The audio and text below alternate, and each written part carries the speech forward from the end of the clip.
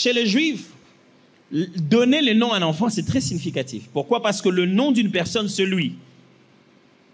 Son nom, c'est lui. Et vous verrez ça tout le temps dans l'Ancien Testament. La Bible dit, oh oui, que ton nom, Seigneur, fais-le à cause de ton nom, à cause de toi-même. Vous voyez? Parce que le nom, c'est la personne directement. Mais aussi, dans la Bible, on donnait aux gens les noms pour dire ce qu'il va devenir demain. Ce qui arriverait dans le futur, dans sa vie. Un moment important, on dit quelque chose d'important dans sa destinée qui va tout bouleverser. Ou alors, on dit quelque chose qui est lié à son caractère, à sa façon d'être. Comment il est déjà dans ses habitudes. Ok, je vous donne des exemples pour que ce soit clair. Je vais tout donner. La dernière catégorie, c'est quand on donne des noms qui sont circonstanciels. C'est-à-dire, à cause de la circonstance de sa naissance, on lui a donné un nom qui reste comme ça. Commençons par la quatrième catégorie. Les circonstances de naissance, vous avez par exemple l'exemple de Ichabod.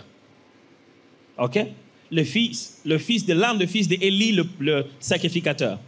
Le jour où il naît, c'est ce jour-là que son père, l'un des deux fils d'Élie le sacrificateur, Ophni et Phiné, qui est parti en guerre avec l'arche et on a pris l'arche. Quand on vient dire à sa mère, « Ah, l'arche est prise », mais la femme était enceinte. À ce moment-là, les douleurs d'enfantement sont arrivées et elle a donné un enfant. Elle a donné à l'enfant le nom de Ichabod, pour dire plus de gloire, la négation de la gloire. Plus de gloire, la gloire est bannie, la gloire n'est plus. Circonstance de naissance, nom de l'enfant. Des fois même, on regarde un élément très simple, comme quand Ésaü et Jacob sortent. Quand Ésaü sort, on dit il est roux. On l'appelle Ésaü, c'est lui qui est roux. Et Jacob, on l'appelle Jacob parce que le supplanteur, celui qui est venu en tenant le talon de son frère, celui qui vient supplanter. Circonstance de naissance, non. Mais quelquefois aussi, comme je l'ai dit tout à l'heure, la destinée de la personne, c'est que la personne va devenir demain, comme Lévi.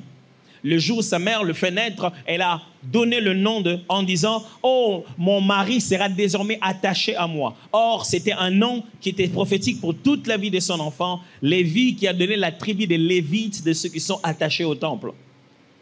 Ou alors, il y a aussi des circonstances, comme je l'ai dit ici, un trait de caractère. C'est comme ça que la personne est. Jésus regarde les fils de Jean et Jacques, c'est son frère, il les appelle « Oarneges », qui dit le fils du tonnerre, c'est-à-dire ceux qui sont colériques. Ou il regarde, ou regardez le mari d'Abigaël qui s'appelait Nabal. Nabal veut dire fou. Et il est clair quand il est en train de demander pardon pour Nabal à David, il dit, il est comme son nom le dit, fou. C'est pour cette raison qu'Israël fait très attention avec le nom de l'Éternel. Le tout premier commandement, c'est...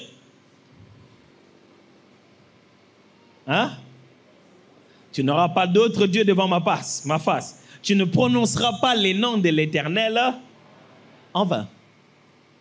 Le nom. Si je prononce le nom, où est le problème? Non, quand tu prononces le nom, tu parles vraiment de la personne. C'est vraiment lui, il est dans le nom.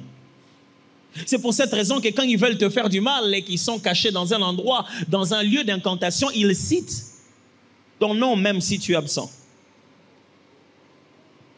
C'est pourquoi ils écrivent ça sur quelque chose, ils mettent ça sur un endroit et ils sont en train de faire des incantations avec ton nom. La première des choses qu'on leur demande, c'est ils s'appellent comment? Parce que ton nom, c'est toi. C'était si important que jusqu'à aujourd'hui en Israël, quelqu'un n'a pas le droit, par exemple, d'utiliser le nom de Dieu dans les toilettes.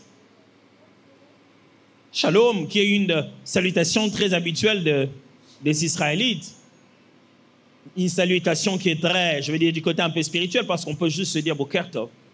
Mais il se salue comme ça, Shalom, Shalom, mais il ne se dit jamais Shalom quand vous êtes en toilette. Parce que c'est dans le nom de Dieu, Shalom.